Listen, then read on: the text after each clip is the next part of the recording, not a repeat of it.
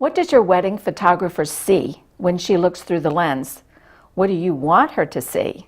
My guest has a lot to say on the subject. Stay tuned. Welcome to Weddings with Zita.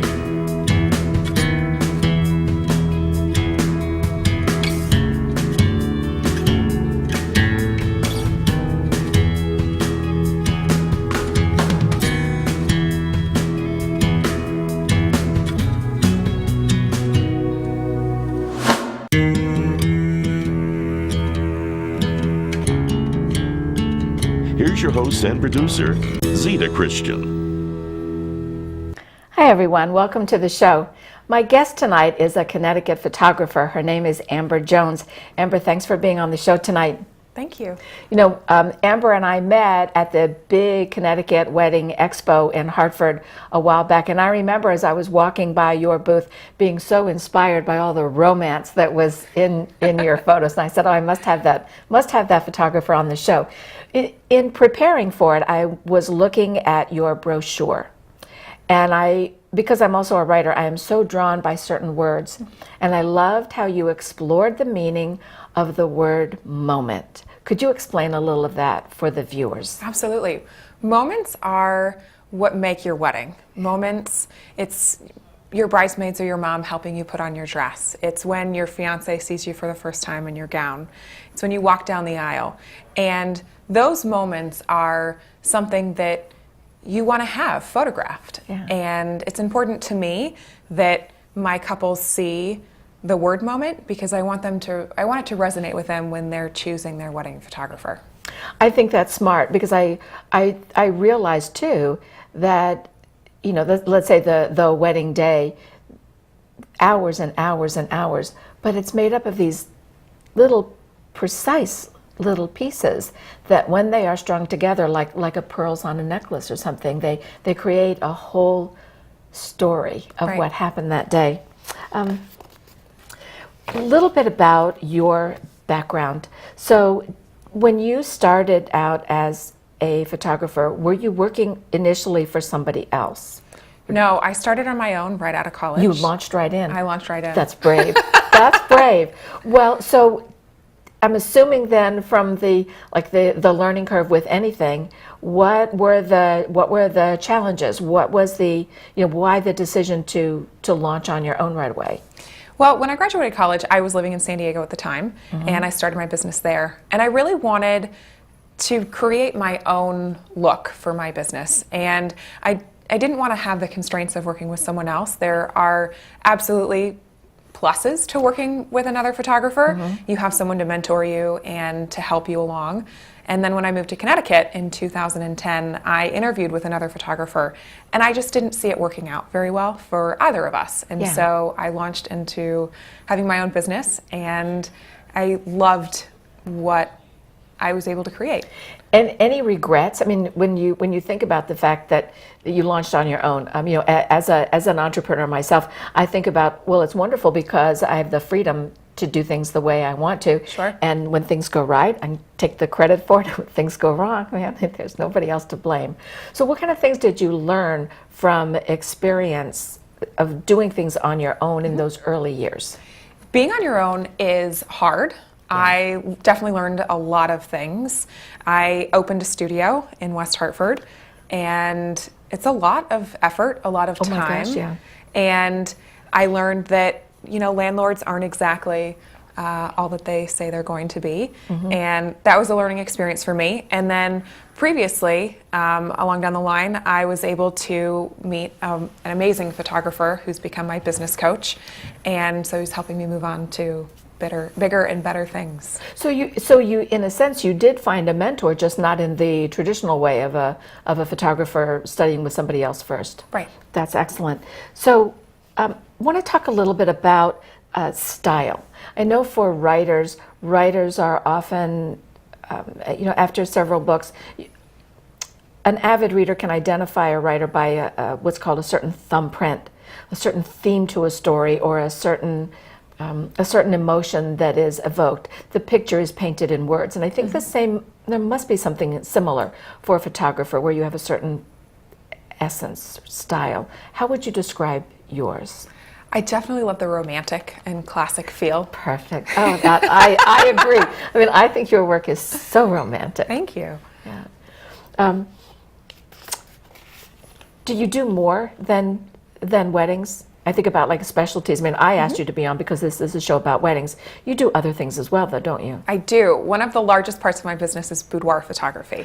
Fantastic. Tell me a little bit about that. Boudoir photography is photographing women and allowing them to explore their beauty. And a lot of women will do this as a gift for a wedding gift for their husband or a birthday gift, an anniversary gift, things like that. Oh, what a great idea. Have to have you on. Next time we'll do a Valentine's show about that. Oh, that would be wonderful. That would be nice. So I do have some photos that I want to share of your work. And the first one I thought was so intriguing because I had to look at it several times till I realized, other than the ring, what I was looking at. So let's take a look at this photo. And so we have a diamond ring here. What else are we seeing here? And what is the, tell me about your creative approach to getting this shot. So there is the diamond ring, her engagement ring, and then her wedding shoes. Her shoes. Okay, so we're seeing a heel. Yes. Well, like the back and then the heel the itself. side of the shoe. The side, okay. So the ring is resting on the side of the sole of the shoe along with the heel, which is helping it keep in place. To balance it a little. That is quite a creative shot. I've never seen, I've seen rings on a shoe, but I've never seen anything quite like that. And I think that the stripes, the style of the shoe lends itself to that shot. Yes. That's really cool. So we have another one that I want to show, and this was a beautiful shot of a couple in silhouette, and I recognize this iconic bridge. So we've got the Brooklyn Bridge here in New York.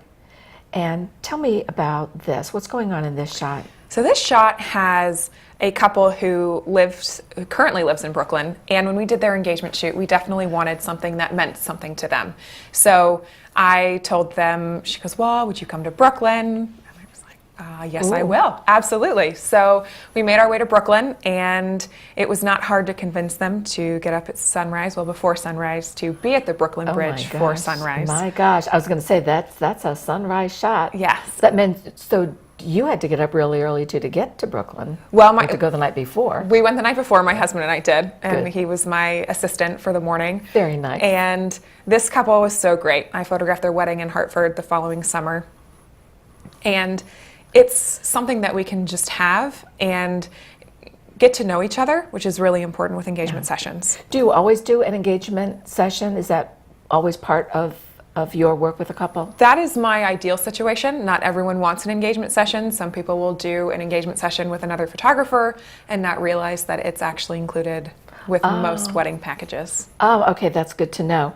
I want to talk a little bit about the venue, because I know there are a number of you out there in the audience who are planning your wedding, or you know somebody who's planning a wedding.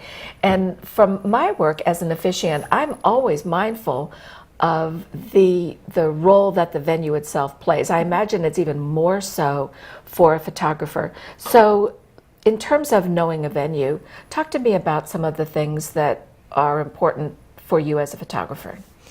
Having a wedding coordinator that is looking to help the photographer is a huge asset.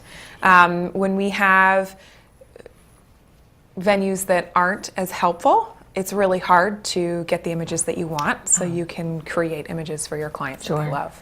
I think too, there are venues that have, what I call the must-have photos. Like maybe this is gorgeous sweeping staircase, or there's, a beautiful arbor overlooking the water, or something like that. But different venues have that must-have shot that I think is one of the things that attracts a couple to the venue. So what do you do? Let's say, for instance, I'm thinking of a particular venue now in Portland. There's a beautiful arbor outside. It overlooks the river. But what happens if it rains that day and you have to move inside, whatever the venue is?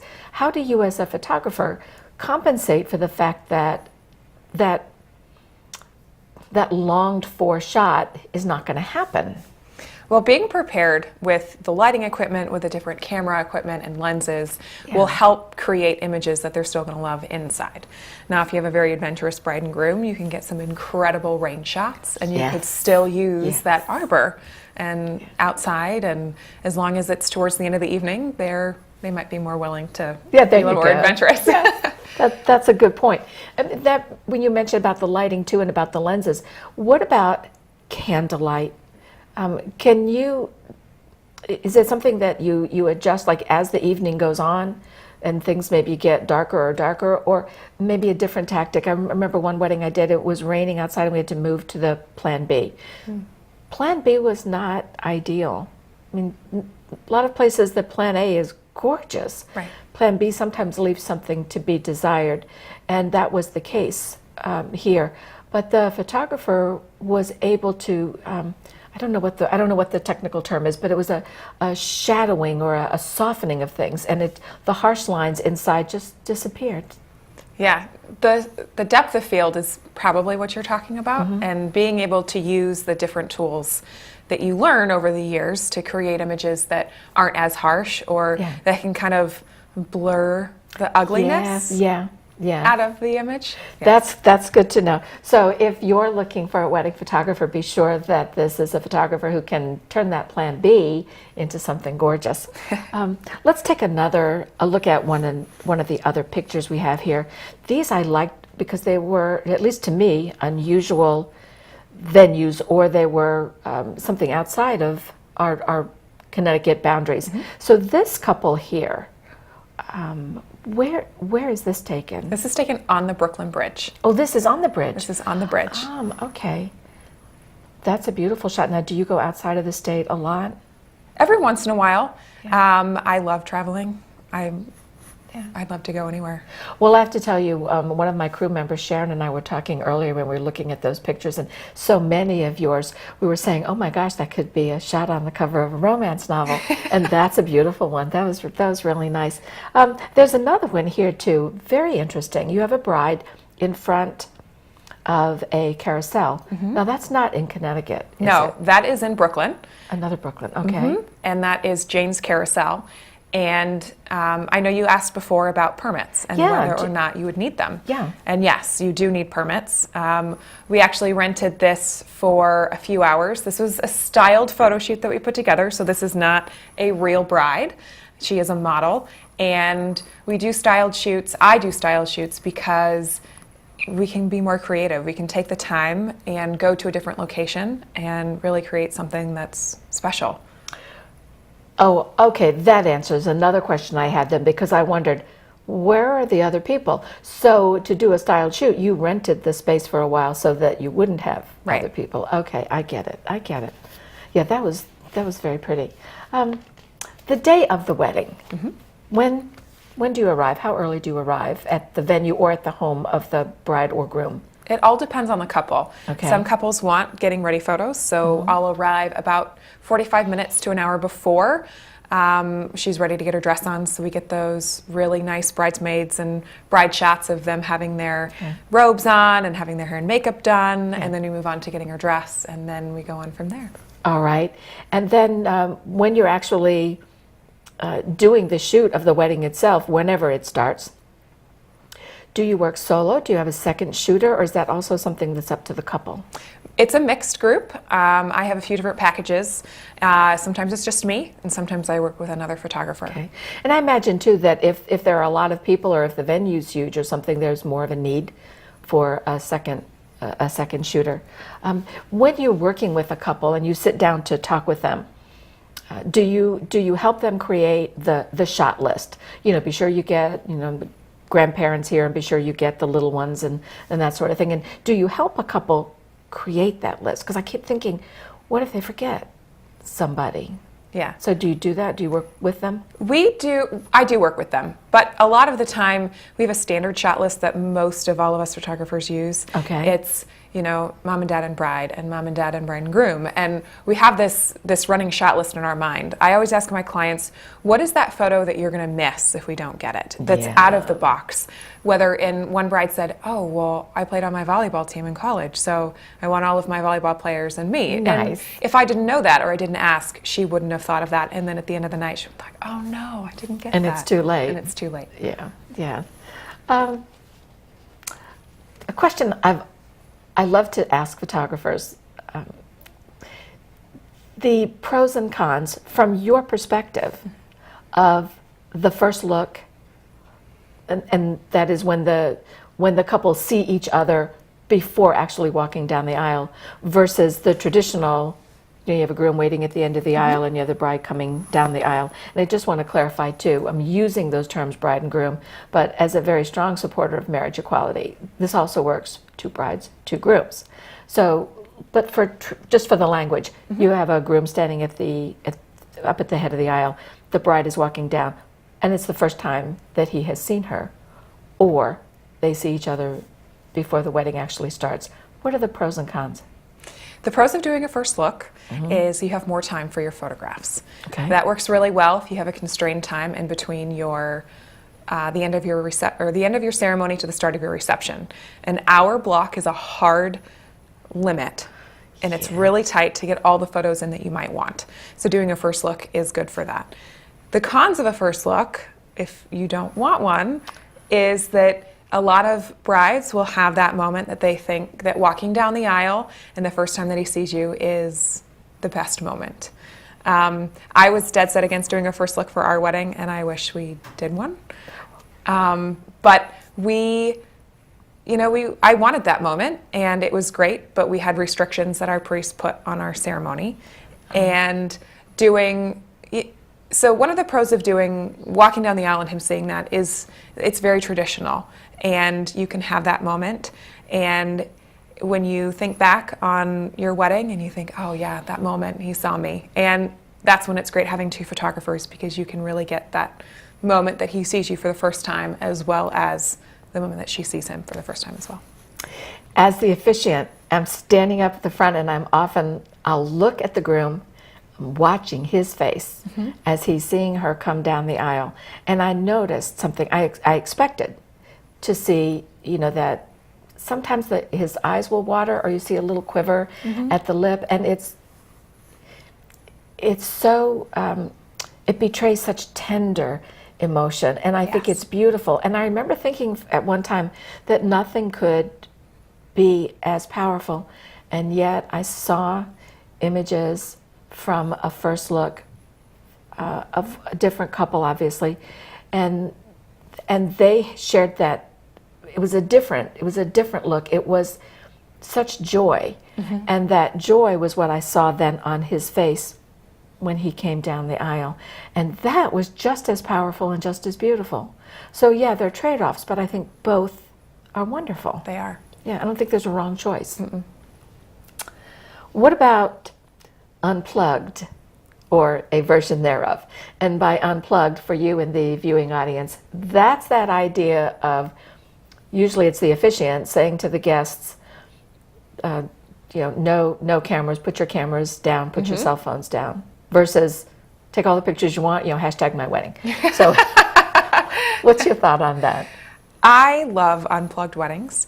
Unplugged weddings allow the photographer to move around freely without worrying that someone is going to step into the aisle with their iPhone or their iPad. Yes. And that way you can enjoy their wedding without previewing it through the phone. I agree. Let's take a look at another picture. This one I thought was so sweet. This is a bride, and she is with one of her bridesmaids. This I thought, I saw their smiles, and I thought, my gosh, they could be sisters. What is the importance of this picture for our audience here? They are college roommates. College roommates. And they had such a great relationship and wonderful, candid moments. And I didn't have to coach them on anything to do. They did this themselves. And I think that candid moment is so important to be able to catch that.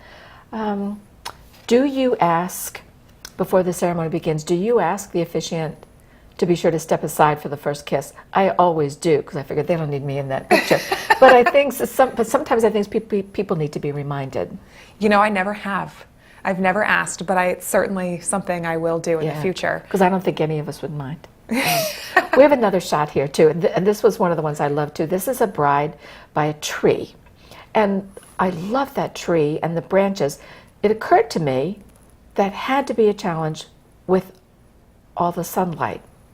And one of the things that we talked about early on, before we actually went on air, was that you would, if you were to do it now, you would do something you would do something in a different way, what would that be? I would add additional lighting. This was all done with natural light, and I would bring out an additional flash to help compensate with the sun to help brighten her face in the front of her dress. Okay. So there are tricks too. Yes. And speaking of such things, I can't wait to show this next picture. Oh my gosh, I love it. So there's a couple. They're standing on the rocks. I saw that and I thought, again, okay, romance novel. I'm telling you, Amber, this is, if you're just joining us, this is Amber Jones. She's a Connecticut photographer, AmberJones Photography. And my gosh, the thumbprint for your work it is romance. It just absolutely. And this photo, that couple, when I saw how her veil was blowing, I thought, oh my gosh, what a miracle. How did you get that? I had my second photographer holding the veil because it was very windy and it was pulling on her hair, but she was great and a wonderful bride and just let us continue to do it. And then in post-production, I was able to take out the rocks around their head and add the clouds and oh my gosh, take it to the next level.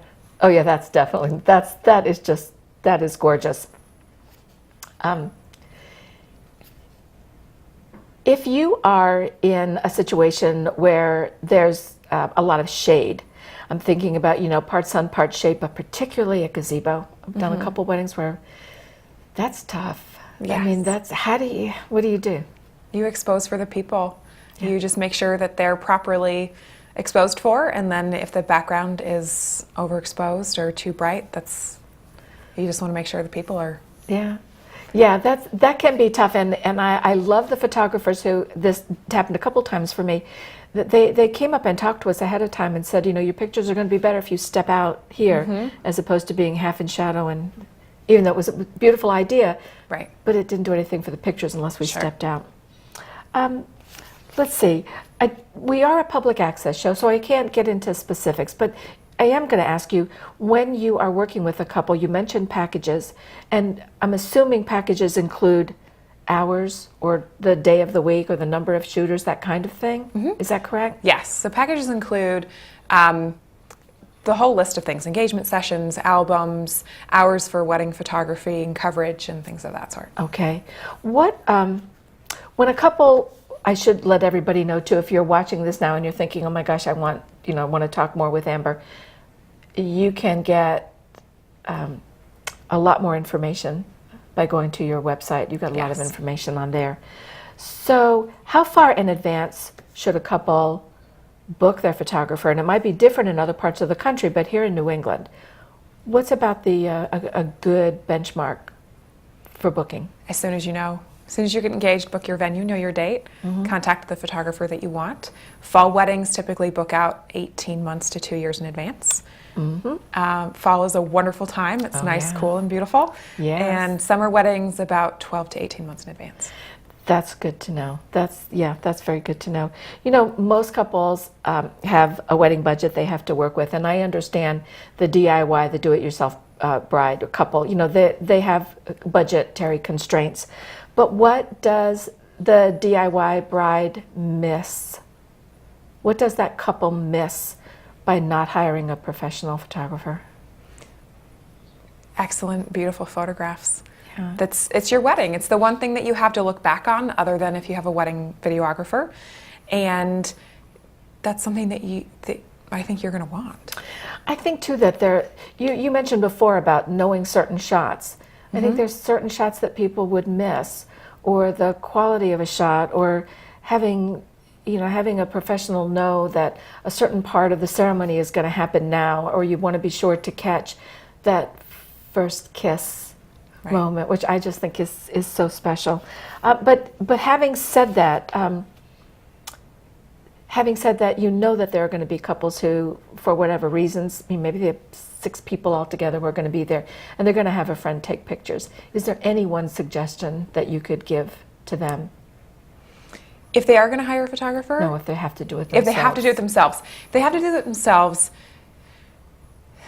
enjoy those candid moments, because that's really what you're going to have. Yeah. And if you can splurge for a nice camera, have someone take pictures of you, and try to do the Pinterest and look at pictures that you love and show the person that's going to be taking photos, if it's a family member. Good idea. And see if they can copy those for Something you. like that. We have one final picture here I want to show, and this is this beautiful shot of this couple by the castle. And the reason, after talking with you and looking at your photos, I love this picture especially. Not only is it obviously so romantic, again, another book cover, I'm just seeing it all here, Amber, but that idea that knowing, from when we talked, that you've become friends with this couple and you've photographed them after the wedding. Tell us a little bit about that. So since they've gotten married, I got into glamour photography, which is photographing women in like elegant dresses, and so I asked her to model for me for that, so she did. And then they recently, 9 months ago, she got pregnant, and I recently did their maternity photos, and they're going to have their newborn baby soon. So you've become the family photographer. Yes. And that's a beautiful thing, and I think that speaks to the idea of developing a relationship, with your photographer. So tell me something. When you get to that point where you've done the wedding, you've met with a couple afterwards, they've picked out their pictures, you've created the album, you've delivered everything that you have promised to deliver, and then they hopefully write a review, because that's so important for all of us. What's the thing that they're most grateful for, and what's the thing they rave about? That I listened to them and what they wanted, and that I was a calming presence on their wedding day. Oh, that's important, that calming presence. When I think about the work that any of the wedding vendors do for a couple, because I've interviewed a number of different people in the wedding profession, I always find there's something that surprises, that the couple is surprised by. I think with the work that I do, I think they're surprised that there can be so much variety in a ceremony. What are they surprised by, in terms of what a photographer can do? Well, with the photo with a couple by the castle, I told him, I want you to pick her up and I want you to spin her, and they were thinking, this is going to turn out terrible. We're hot and sweaty. It's 95 and humid. Yeah. And they saw the photo at the end and they were like, oh my gosh, you really should trust and listen to your photographer. There you go. You definitely should. Amber, thanks so much for being on the show. We're getting this time we have to go. And this was just great. Thanks for sharing a lot of really helpful information. I also want to thank all of you in the viewing audience. I want to thank my crew too. And I love to close with the words of that very, very wise Dr. Seuss, who said, "You know you're in love when you can't fall asleep, because reality is finally better than your dreams." So here's to your reality. Join us again next time. Thank you. Are you planning a wedding or renewing your vows? Let today's leading wedding vendors inspire and guide you.